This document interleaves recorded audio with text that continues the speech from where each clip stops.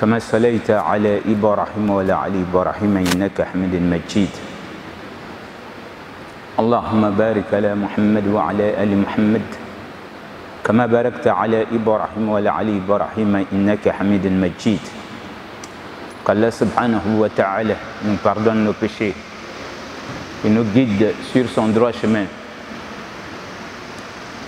Allah subhanahu wa ta'ala nous a donné le meilleur des modèles que le prophète Mohammed sallallahu alayhi wa sallam. C'est pourquoi il va nous dire قل إن كنتم تحبون الله فاتبعوني يحببكم الله ويغفر لكم ذنوبكم والله غفور رحيم. Mohammed, dis-leur, si vous aimez Allah subhanahu wa ta'ala, alors imitez-moi, suivez-moi, ainsi Dieu vous aimera. Il vous pardonnera tous vos péchés, car il est le Dieu pardonneur miséricordieux. Le prophète sallallahu alayhi wa sallam, il a un disciple qui était appelé Zayd. Et lui, il a eu un fils qu'on appelait Oussama. Alors, Zayd était beaucoup aimé par le prophète sallallahu alayhi wa sallam, puisqu'il a été l'esclave du prophète. Ses parents sont venus pour pouvoir le racheter avec le prophète. Zayd va dire qu'il préfère rester l'esclave du prophète que la liberté. Subhanallah. Le prophète, il savait tellement bien traiter les esclaves. Il dit, quand tu as un esclave, si tu lui dis de déplacer un tronc d'arbre, et tu sais qu'à lui seul il ne peut pas prendre, toi tu dois prendre un bout et lui prend un bout. Il dit, ce sont vos frères que Dieu a assujettis pour vous. C'est une preuve, celui qui est dans cette situation. Donc le prophète avait beaucoup pitié de ses esclaves et c'est ce qu'il recommandait que les gens fassent. Ça, c'était les esclaves. De nos jours, il n'y a plus d'esclaves, ça veut dire que même ta bonne qui est à la maison, il faut avoir pitié de la personne. Il faut prendre la personne de la bonne manière. Parce que c'est Dieu qui a voulu que la personne soit dans cette situation. Sinon, ce n'est pas une esclave. On revient à Zayd pour dire, lui, il a refusé sa liberté. Et il a préféré rester avec le prophète sallallahu alayhi wa sallam. Alors, c'est à celui-là, le prophète sallallahu alayhi wa sallam, il va le délivrer et il va lui donner sa propre cousine en mariage. Alors, on revient pour dire que c'est celui-là qui a eu un fils. Il s'appelait Oussama. Et c'est ce dernier qui a remarqué que le prophète Mohammed sallallahu alayhi wa sallam, lors de ce mois de Sha'ban, il a constaté que le prophète jeûnait plus que les autres mois. Et il va lui poser la question en disant, messager de Dieu, j'ai constaté qu'au cours de ce mois de Sha'ban, tu jeûnes plus que dans les autres mois. Tu fais beaucoup plus de jeûnes surrogatoires. C'est là le prophète va dire, Zalika shahr bayna Rajab wa Ramadan. Il dit, ce mois, effectivement, il se trouve entre le mois sacré de Rajab et le mois béni qui est Ramadan. Et il va dire, An-nas yaghfaluna anhu kathir min an-nas, c'est-à-dire la majorité des gens ignorent ce mois. Ce mois, le prophète va dire maintenant, turfa'ul amal fihi ila Allah. Donc c'est dans ce mois qu'on va élever nos œuvres pour les présenter à Allah subhanahu wa ta'ala. Subhanallah. Et Dieu, il est tellement miséricordieux, il a voulu que ce qu'on fait soit surveillé et noté. Tout ce qu'on fait, que ce soit de jour ou de nuit, l'être humain doit savoir que Dieu ne nous a pas créés vainement. أَفَحْسِبْتُمْ عَنَّمَا خَلَقْنَاكُمْ عَبَثًا وَعَنَّكُمْ إِلَيْنَا لَا تُرْجَعُونَ. Vous pensez qu'on vous a créé vainement et que vous n'allez pas retourner à nous? Une manière de nous dire, vous allez retourner. et on va vous rendre compte de tout ce que vous avez fait dans votre existence de dunya.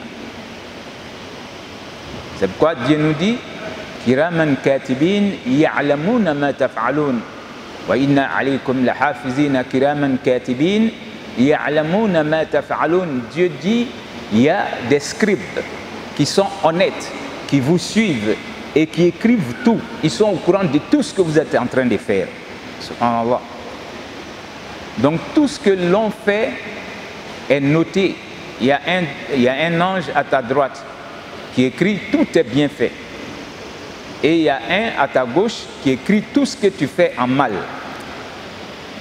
Mais pour vous dire combien de fois Dieu a pitié de l'être humain, quand tu poses un acte qui plaît à Dieu, qui est recommandé par Dieu, au lieu de te donner seulement un point, le prophète dit, Dieu écrit pour un bienfait 10 récompenses.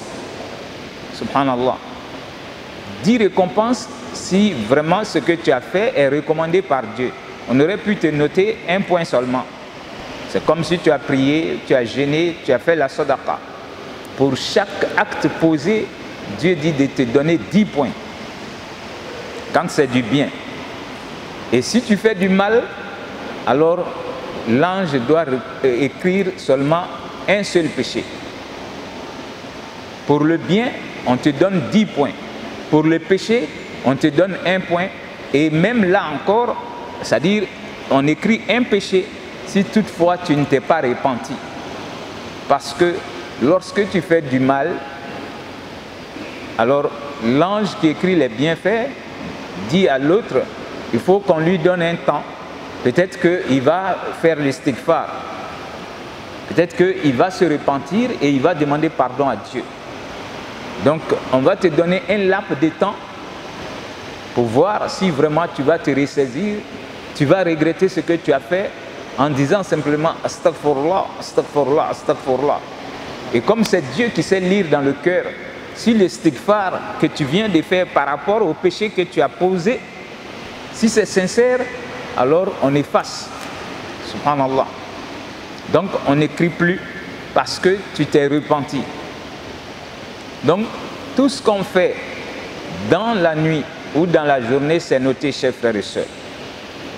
Le croyant qui sait que Allah subhanahu wa ta'ala, il va nous demander des comptes le jour de la résurrection, ce même croyant sait que quand le prophète nous donne l'information et le Coran le confirme pour dire qu'il y a des anges qui nous suivent, alors il y a d'autres, c'est-à-dire ils nous suivent de telle sorte que il y a, si vous voulez, ils vont se remplacer aussi.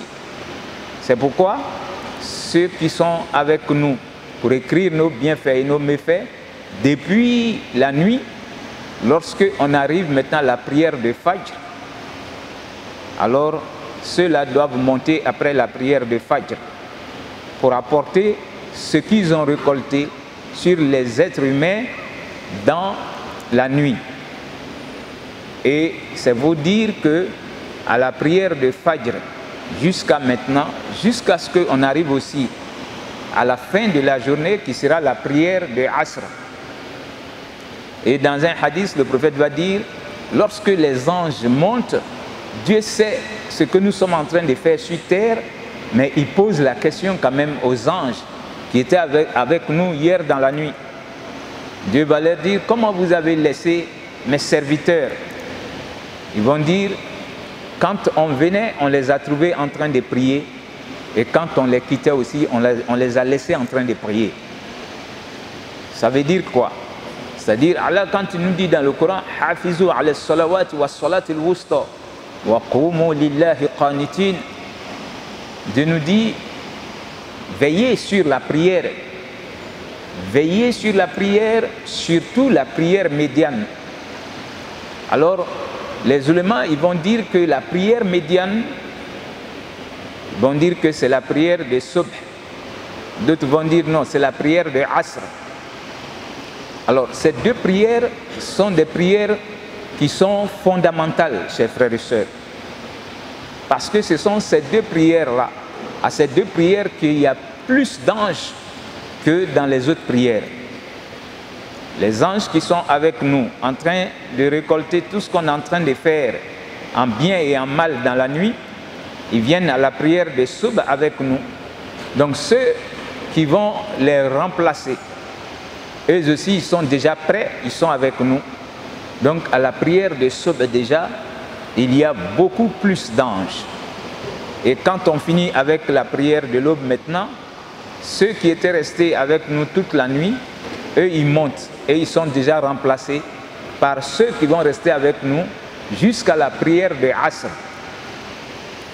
Donc eux ils vont rester, ceux qui sont avec nous à Fajr, ils vont rester avec nous jusqu'à la prière de Asr. Alors à la prière de Asr, ceux qui viendront les remplacer après Asr sont aussi avec nous. Ce qui fait que la prière de Subh et la prière de Asr sont les deux prières qui sont fondamentales. Toutes les prières sont importantes, c'est bon de le savoir. Mais les deux prières que je viens de citer sont des prières au cours desquelles vous avez plus d'anges. Donc ça nous montre quoi? Le prophète sallallahu alayhi wa sallam, il nous montre ici que Dieu a mis des anges qui font monter 2 fois dans la journée nos œuvres. C'est-à-dire toute la nuit, il y a un groupe qui est là. Et quand on finit la prière de Subh, et ils s'en vont avec ce qu'ils ont récolté dans la nuit. Et le groupe qui est resté avec nous va rester avec nous jusqu'à Asr. Après Asr, alors le soleil va maintenant vers son coucher. Alors c'est la nuit qui va commencer avec Maghrib. C'est pourquoi ceux qui viennent pour toute la journée, c'est à Asr que eux aussi, ils s'en vont. Après Asr, ils s'en vont. Donc c'est vous dire que nos œuvres sont tellement bien surveillées par des anges qui ne se trompent pas, qui sont des gens vigilants. Hein? Tout ce que Dieu leur a recommandé, c'est ce qu'ils savent faire. Eux, ils ne savent pas transgresser les lois de Dieu. Quand Dieu a créé un ange pour faire quelque chose, il ne regarde pas à gauche, il ne regarde pas à droite. Il s'attelle à ce que Dieu lui a demandé. C'est nous les humains et les génies, on est distraits. Dieu peut nous dire d'aller ici, on va dire, bon, je vais passer comme ça. Les anges ne connaissent pas ça. Donc, c'est vous dire que tu ne peux pas faire quelque chose si l'ange qui est avec toi n'est pas au courant, parce qu'il va veiller à noter, il ne va jamais noter quelque chose et dire que bon, je me suis trompé. Non. Il est venu pour te surveiller et il va te surveiller. C'est pourquoi Allah subhanahu wa ta'ala, tellement il a honoré l'être humain, lorsque on veut entrer aux toilettes, Dieu leur dit de rester dehors. Les anges qui notent, ils ne rentrent pas avec nous dans les toilettes pour ne pas voir notre état de nudité. Wallah, et tout ça démontre combien de fois Dieu a pitié de nous et combien de fois il nous a honorés. C'est lorsque tu sors maintenant que eux, ils te suivent à nouveau. Mais lorsque tu es dans les toilettes et tu commences à parler, ou bien tu commences à chanter là-bas, comme d'autres le font, quand il y a la musique, lui, il entend une musique de dehors, il est assis dedans là-bas, il commence à reprendre les refrains. Ou bien il commence même à parler avec ceux qui sont dehors sans raison. Quand tu le fais, ces anges-là peuvent entrer, parce que pour eux, tu t'es déjà habillé. C'est pourquoi le prophète dit, lorsqu'on est dans les toilettes, il faut éviter de parler sans raison valable pour ne pas t'exposer à la malédiction des anges. Souvent, d'autres demandent, mais pourquoi on dit de ne pas parler dans les toilettes? Lui, il a sa radio même là-bas, il va chanter avec la radio dedans. Il ne sait pas pourquoi on lui dit de ne pas le faire. Ça, c'est la raison. Ces anges-là, ils te respectent. Dieu t'a respecté. Ils ne doivent pas te voir dans ton état de nudité. C'est pourquoi ils sont restés dehors jusqu'à ce que tu finisses pour sortir. Mais quand tu commences à parler, eux, ils vont entrer. Donc, pour vous dire que 2 fois dans la journée et la nuit, nos œuvres sont élevées pour être présentées à Allah subhanahu wa ta'ala. Et donc, vu cela, l'être humain doit être quelqu'un qui doit se repentir beaucoup. Wallahi, on doit être des gens qui savent se repentir beaucoup. Alors, c'est pourquoi, lorsque Dieu te permet de voir le jour, tu as dormi toute la nuit, tu t'es réveillé, tu as vu le jour, toi tu dois être reconnaissant envers Allah. Parce que combien de gens qui se sont couchés comme toi et qui ne se sont pas réveillés, combien de gens qui étaient en bonne santé dans la nuit, au réveil, ils se réveillent malades. Et donc quand toi tu te réveilles, tu dois pouvoir dire Alhamdulillah alladhi ahyani ba'da ma amatani wa ilayhi nushur. Louange à Dieu qui m'a permis de revenir à la vie après la mort. Parce que le sommeil, c'est l'antichambre de la mort. Combien de gens qui ne se réveillent pas alors qu'ils se sont couchés devant les gens en bonne santé. Donc, quand tu reviens, c'est comme si tu es revenu de la mort. Alors, il dit ici, le prophète sallam, louange à Dieu qui m'a permis de revenir à la vie après la mort. Wa ilayhi nushur, et c'est sûr et certain qu'un jour je vais mourir. Et donc, le croyant, en le disant, il doit se dire qu'un jour viendra, tu ne vas pas te réveiller. Wallah, ça peut être un matin, ça peut être un midi, ça peut être le soir, mais un jour tu vas retourner à Allah subhanahu wa ta'ala. Et donc par jour, 2 fois, nos œuvres sont élevées. Et maintenant, dans la semaine, le prophète va nous dire aussi, dans la semaine, il y a 2 jours que Dieu prend aussi pour élever nos œuvres. Le lundi et le jeudi. Voilà pourquoi ces 2 jours, il aimait les jeûner aussi. Il va dire que yurfa al-amal yawm al-ithnain wal-khamis fa uhibbu an yurfa amali wa an as-sa'im. Va dire que Dieu élève aussi vos œuvres dans la semaine 2 fois, le lundi et le jeudi. Et ce sont les 2 jours aussi, dans un autre hadith, il va nous dire, ce sont ces 2 jours-là que Dieu choisit pour ouvrir les portes du paradis. Subhanallah. Wallah, c'est lui seul qui peut donner ces informations-là. Parce qu'on ne peut pas les voir avec les yeux, mais ton cœur qui sait que Dieu existe et que le prophète Mohammed sallallahu alayhi wa sallam était son dernier messager, alors toute information qui va te donner par rapport à l'invisible, tu l'acceptes et tu es d'accord avec. C'est ce qui fait de toi le musulman. Donc le prophète nous donne cette information. Il dit, c'est le jour, c'est-à-dire ces 2 jours sont les jours où Allah subhanahu wa ta'ala, il ouvre les portes du paradis, le lundi et le jeudi. Et nos œuvres sont élevées aussi ces jours-là. Et Allah subhanahu wa ta'ala, il va dire qu'il pardonne à tous ceux qui ont péché, sauf 2 catégories de personnes. Ces jours-là, où on écrit le nom des gens dans le paradis, lundi et jeudi, Dieu va dire d'écrire le nom des croyants, des mu'mins, sauf 2 personnes qui sont aussi là, qui pensent qu'eux aussi, ils vivent avec les gens. Il va dire El-Mushrik, celui qui associe autre divinité à Dieu. Lui, il ne verra jamais son nom inscrit tant qu'il ne s'est pas repenti. Et la deuxième personne, ça sera celui qui est en train de faire des palabres avec son frère, sans raison valable. Et ils se sont coupés, la parole, ils ne se parlent pas. Combien de fois on voit ça dans nos différentes communautés, dans nos familles, c'est-à-dire tellement ça dure, tu leur poses la question, pourquoi vous ne vous parlez plus? Personne ne peut te dire quelque chose de concret. Donc, lorsque 2 musulmans se brouillent, ce n'est pas permis que vous dépassiez 3 jours sans vous parler. Ça, c'est le prophète qui nous donne aussi cette information-là. Ce n'est pas permis pour le musulman de se couper de son frère, bouder son frère 3 jours durant. Et quand vous le faites, soyez sûr que si ça coïncide à un lundi ou bien jeudi, alors qu'on doit inscrire le nom des croyants dans le paradis, Dieu va dire attendez jusqu'à ce qu'ils se réconcilient. Tant qu'ils ne sont pas réconciliés, leur nom ne figurera pas parmi les noms de ceux qui sont inscrits au paradis. Subhanallah, c'est pour vous dire qu'on ne doit pas amener nos palabres loin, faire des palabres inutiles jusqu'à recommander à ses enfants de prendre ça comme héritage. Il ne faut pas parler à un tel, moi il ne m'a jamais fait ceci, donc je ne veux pas de sa tête. Souvent l'enfant, il est obligé parce que c'est le père qui l'a dit ou c'est la mère qui l'a dit. Ça c'est l'injustice. Parce que si c'est expliqué, peut-être tu n'as même pas raison. Donc il ne faut jamais amener sa descendance à prendre ses palabres dans l'héritage. Et il y a d'autres qui sont comme ça. Il y en a parmi les hommes comme les femmes. Si lui ne parle pas à quelqu'un, alors si tu es ami à lui, tu ne dois pas parler aussi à la personne parce qu'ils sont en brouille. Donc qu'à la face qu'on soit parmi ceux qui verront leur nom inscrit chaque semaine dans le paradis. Et pour ce faire, il ne faut jamais associer quelque chose d'autre à Dieu et il ne faut pas se brouiller avec quelqu'un 3 jours durant. Alors, après la semaine maintenant, il y a le mois que Dieu choisit pour élever nos œuvres. C'est ce mois-là. Donc, ce mois de Sha'ban, le prophète dit, c'est dans ce mois que beaucoup d'hommes ignorent, Dieu va élever nos œuvres. Nos œuvres lui seront présentées au cours de ce mois. Subhanallah.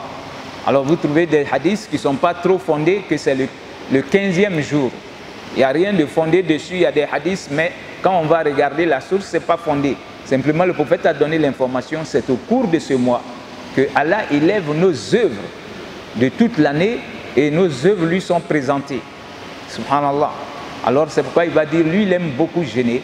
Il va jeûner la première quinzaine de ce mois et puis après, il va se reposer. Il prend encore environ 2 semaines avant que le ramadan ne commence.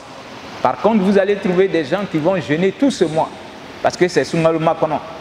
Le prophète ne l'a jamais fait. C'est bon de le savoir. Il jeûnait beaucoup, mais il n'a jamais jeûné tout ce mois-là. Parce que ce n'est pas obligatoire. Donc si tu jeûnes tout ce mois, ça va t'affaiblir. Tu vas arriver maintenant au mois qui est obligatoire, dont le jeûne est obligatoire. Toi, tu vas arriver au mois où vraiment Dieu a pitié des gens. Il ferme les portes de l'enfer. Il ouvre toutes les portes du paradis. Et quand tu fais une prière obligatoire, Dieu te donne la récompense 70 fois. Quand tu fais une prière surrogatoire en Ramadan, Dieu te donne la récompense d'une prière obligatoire dans les autres mois. Pour te dire combien de fois le Ramadan est important. Mais si tu jeûnes jusqu'à tu t'es affaibli et jusqu'à tu arrives au Ramadan, tu n'as même plus envie de jeûner. Donc c'est pour vous dire que Dieu ne nous torture pas avec le jeûne. Voilà, il n'a pas prescrit le jeûne pour nous torturer, il a prescrit pour nous pardonner nos péchés. Donc Allah nous pardonne nos péchés. Et enfin, Dieu, lorsque tu es mort, alors tout ce qu'on a noté sur toi doit monter maintenant. Et on ferme ton livre de notes. Ce qui est monté, Dieu va poser le cachet dessus. Et le jour de la résurrection, c'est ce qui sera un livre pour toi. On va mettre à ton cou et tout le monde saura lire ce jour-là.